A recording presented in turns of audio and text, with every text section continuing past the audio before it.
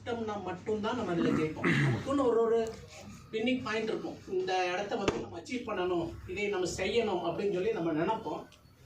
ஆனால் அதை வந்து செயல்படுத்துகிற போது பார்த்திங்கன்னா அதில் நிறைய தடைகளெல்லாம் இருக்கும். இந்த கதை நடக்கிறது வந்து எங்கேன்னு பார்த்தீங்கன்னா அமெரிக்காவில் நடக்குது இந்த கதை. இது வந்து கதை இல்லை, இது உண்மையாக நடந்த ஒரு விஷயம். இந்த கதையில் சம்மந்தப்பட்ட அந்த பொண்ணு வந்து பிறந்து 5 வயசு வரைக்கும் எந்த ப்ராப்ளம் இல்லை. அந்த பொண்ணுக்கு நல்லா தான் இருக்கா. 5 வயசுக்கு பின்னாடி அந்த பொண்ணுக்கு வந்து கண்டினியூவாக உடம்பு சரியில்லாமையே இருந்துகிட்ருக்கு. அதில் அந்த பொண்ணுக்கு வந்து போலியோ அட்டாக் ஆகி இடது கால் வந்து செயல்படாமல் போயிடுச்சு. அந்த பொண்ணுக்கு கால் கீழே வைக்க முடியாது, அந்த மாதிரியான ஒரு ஸ்டேஜ். அப்போ டாக்டர்ஸ் வந்து அந்த பொண்ணுக்கு ட்ரீட்மெண்ட் பண்ணுறாங்க. இந்த பொண்ணு வந்து இந்த பொண்ணோட அப்பா வந்து என்ன வேலை செய்கிறாருன்னா, அவர் வந்து ஒரு போர்ட்டர். அவங்க வீட்டில் அவங்க அப்பாவுக்கு 2 சம்சாரம், 22 குழந்தைங்க. அதில் 20வது குழந்தை தான் இந்த பொண்ணு. அவங்க சிஸ்டர்ஸ் எல்லாருமே நல்லா இருக்காங்க. இந்த ஒரு பொண்ணுக்கு மட்டும் போலியோ அட்டாக் ஆகிடுச்சு. இந்த பொண்ணுக்கு வந்து 5 வயசில் போலியோ அட்டாக் ஆகிடுச்சு. அந்த பொண்ணுனால நடக்க முடியாது. 12 வயசு வரைக்கும் அந்த பொண்ணுனால எந்த வேலையும் செய்ய முடியாது. தனியாக இண்டிபெண்ட்டாக அந்த பொண்ணு அது வேலை செய்ய முடியாது.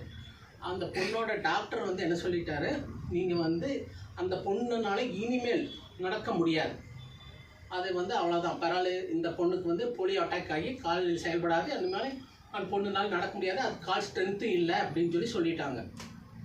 ஆனால் அவங்க அம்மா வந்து அந்த பொண்ணுக்கிட்ட என்ன சொல்லுதுன்னா, நீ நடப்ப, உன்னால் நடக்க முடியும் அப்படின்னு அவங்க அம்மா தான் அந்த பொண்ணுக்கு வந்து ஒரு இன்ஸ்பிரேஷனாக இருந்து ஃபஸ்ட் மோட்டிவேட் பண்ணுறாங்க.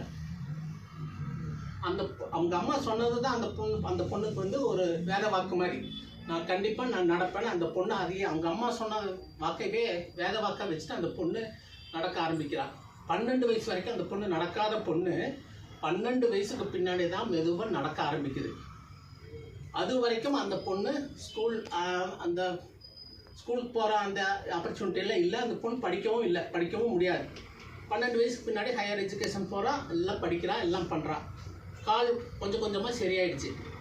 அப்படி நடக்க முடியாத போலியோ அட்டாக்கான அந்த பொண்ணு 1956 மெல்பர்ன் ஒலிம்பிக்ஸில் வந்து ஓடி பிரான்ஸ் மெடல் வாங்குறான். எதுலன்னா ஹடல்ஸ் சொல்லுவாங்க இல்லையா, 4x100 மீட்டர் ஹடல்ஸ், அதில் அந்த பொண்ணு ஓடி ஒரு பிரான்ஸ் மெடல் வாங்குறா யூஎஸ்க்காக. அதே பொண்ணு 1960 3 கோல்டு மெடல் வாங்குறா ரோமில் நடக்கிற அந்த ஒலிம்பிக்ஸில். நடக்க முடியாத ஒரு பொண்ணு, பேரலைசிஸ் அட்டாக்கான ஒரு பொண்ணு, ஹேண்டிகேப்டாக இருந்த ஒரு பொண்ணு 1960 ரெக்கார்ட் பண்ணுறா. ஃபஸ்ட்டு 3 மெடல் அச்சீவ் பண்ண ஒரு பொண்ணு. யூஎஸில் இருக்கிற அந்த பொண்ணு தான் ஃபஸ்ட்டு 3 மெடல் வந்து அச்சீவ் பண்ண. அதுக்கு பின்னாடி அந்த பொண்ணோட வாழ்க்கையே எல்லாத்துக்குமே இன்ஸ்பிரேஷனாக வந்துருச்சு. எல்லாருக்குமே அது இன்ஸ்பிரேஷனாக இருக்குது. என்ன காரணம் அப்படின்னு பார்த்தீங்கன்னா, அந்த பொண்ணு நடக்க முடியாதுன்னு டாக்டர் சொல்லிட்டாரு.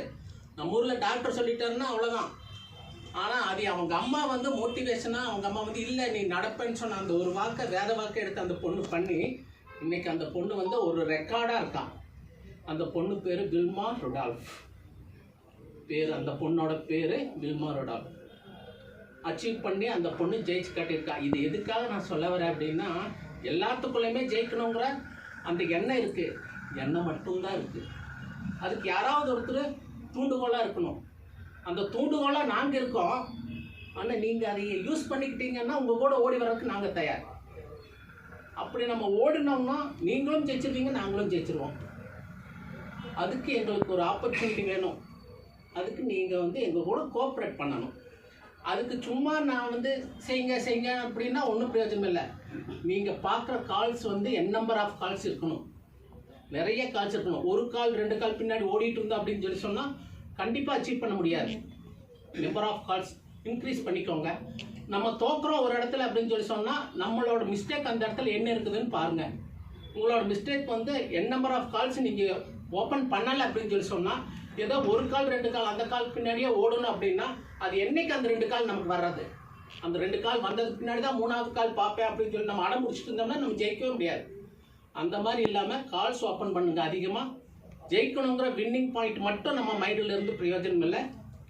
அதை எப்படி செயல்படுத்துறதுங்கிறத பார்த்துட்டு அதை பண்ணுங்கள். இதை வந்து நான் என்னோடய டீம் சொல்லணும்னு நான் நினச்சேன். தனித்தனியாக இண்டிவிஜுவலாக ஒருத்தருக்கும் சொல்ல முடியாது. அதனால் வந்து இன்றைக்கி இந்த ஃபோரம் வந்து எனக்கு யூஸ்ஃபுல்லாக இருக்குது. நான் அதை யூஸ் பண்ணிக்கிட்டேன். அவ்வளோதான். All the best. நல்லா பண்ணுறேன்.